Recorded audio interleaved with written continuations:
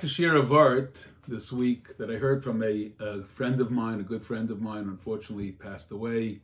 His name was Yanki Freilich, and he shared this vart that he heard from his Rebbe, Reb Simcha Wasserman, and he said the following: in this week's parsha, the Torah tells us of Yaakov eventually coming down to Mitzrayim after he hears that Yosef is alive.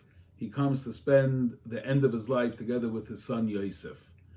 And on the way down to Mitzrayim, the pasuk says that the Ribbono Shel Olam comes to Yaakov in a dream at night. He comes to him b'maris halayla, and he tells him by Yomer, Anochi hakel Elokei avicha, I am the God of your father. Al tira meredoi Mitzrayim. Don't be frightened about going down to Mitzrayim. Which seems to tell us that obviously Yaakov had hesitations. He wasn't sure, is this the right thing to do? Should he go down to Mitzrayim? Don't forget, his father Yitzchak didn't go down to Mitzrayim when there was a hunger. His grandfather Avram did go. He was torn. He wanted to see Yosef, but he was frightened. And the Ribbono Shel Olam comes to him and tells him, don't be frightened. Why? Because Kilagoy Gadol Asim Chasham. You will become a great nation in Mitzrayim. So, the simple way of understanding it is that HaKadosh Baruch Hu was alleviating his fears. You're afraid that if you go there, who knows what's going to happen, you'll never develop into the nation of Am Yisrael. No, even there you'll become a great nation. He's ensuring him that he will become a great nation. So Reb Simcha Wasserman quoted the Sforno, who learns a different pshat over here. And the Sforno says that HaKadosh Baruch Hu wasn't telling him that even in Mitzrayim you'll become a great nation. In fact, HaKadosh Baruch Hu was telling him only in Mitzrayim do you have the possibility of developing into a great nation. And in fact, if you would stay here in Eretz Canaan, it wouldn't work. Your children will assimilate. They would begin to intermarry and the entire nation would never come to be.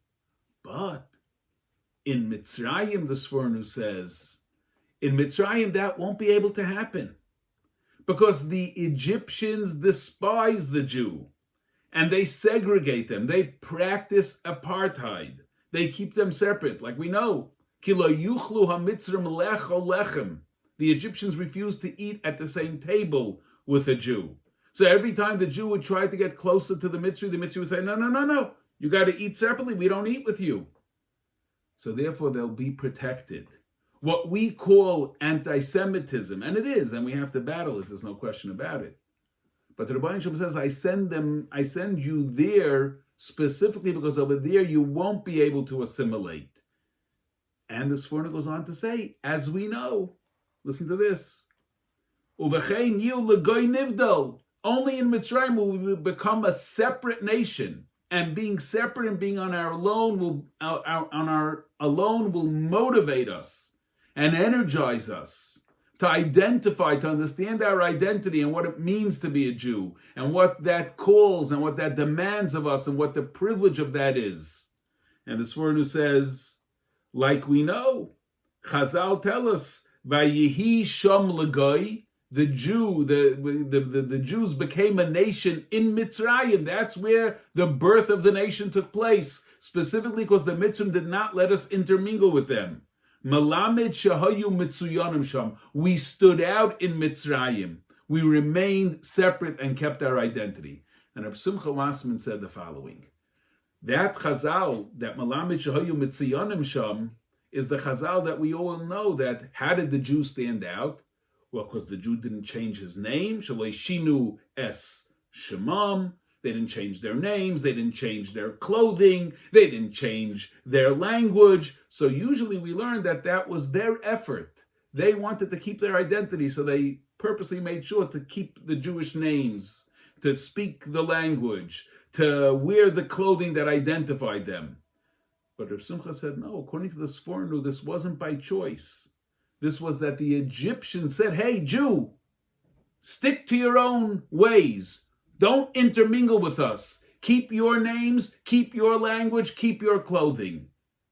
And Reb Simcha said, who was himself a survivor, his father, the holy Rabbi Chanan Wasserman, who was killed by the Nazis, Reb Simcha said that's exactly what the Nazis did to the Jew. When the Jew started in Germany to assimilate and to wanted to become part of the German nation, the Nazis rose up and said, no, no, no, Jew, stick to yourself. You must identify your clothing. Put that yellow star on that everybody knows you're a Jew.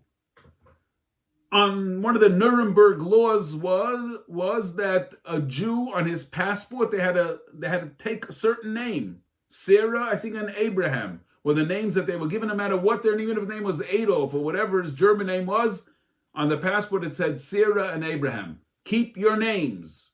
And there was also a law that they couldn't write in the Gothic script. So the three laws of the Nuremberg laws are the Melamed Shahayu Mitziyanim Sham. It's what protects us from assimilation. That when we start to gravitate towards the other nations, the Rebbeinu Shalom, unfortunately, has to separate us out. And that's how Reb Simcha Wassman understood this forenoon. And that is what eased Yaakov's fear.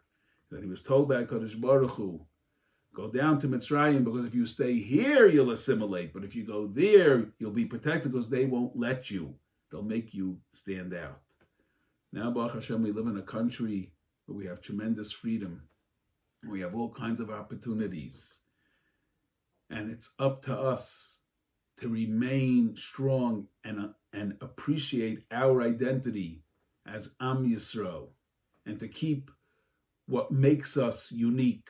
Rachmanim, Baishanim, Goim Lechsadim, the Heilige Torah that the Rebbeinu Shalom gave us. Stay close to it, and that we'll be able to chart our history and not have to have laws imposed against us, as long as we remain strong in our identity. Have a good Shabbos.